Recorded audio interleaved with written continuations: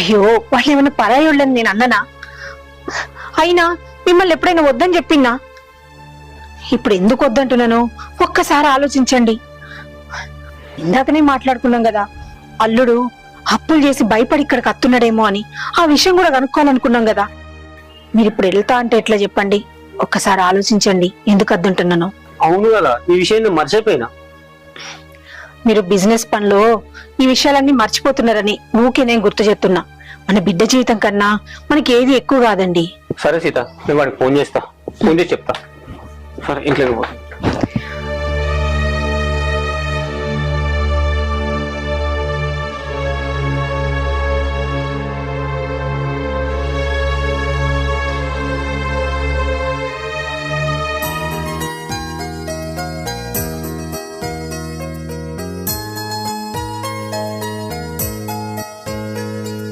బాబు ఆగు, బిడ్డ ఇప్పుడే వస్తురా?